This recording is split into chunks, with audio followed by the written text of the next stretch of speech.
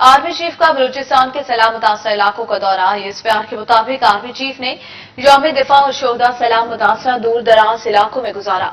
Army chief को जाफराबाद के उस्ताद Mohammad camp में रिलीफ और रेस्क्यू ऑपरेशन पर ब्रीफिंग की गई। आर्मी चीफ ने इमदादी कामों में मसरूफ जवानों से मुलाकात भी की। आर्मी चीफ ने फ्लड रिलीफ और मेडिकल कैंपों का भी दौरा किया। आर्मी चीफ ने मकामी अफराद से मुलाकात की और मसाइल के हवाले से भी पूछा।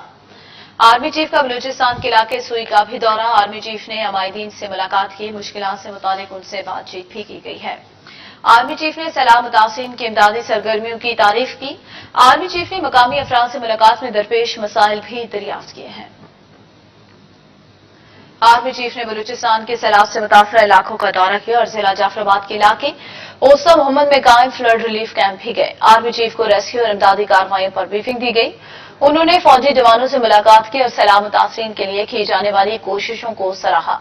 ISPR के मुताबिक जनरल कमर जावेद बाजवा ने फ्लड रिलीफ और मेडिकल कैंपों का दौरा किया, मकामी लोगों के साथ वक्त गुजारा और उनके मसाइल सुने। चीफ ऑफ आर्मी स्टाफ ने सुई का दौरा किया, मकामी अमायदीन से मुलाकात की और उनके मसाइल दरियाफ्त किए। मकामी अफराद ने जिंदगी के मुश्किल तरीन वक्त में उन तक पहुंचने पर आर्मी चीफ का शुक्रिया अदा किया।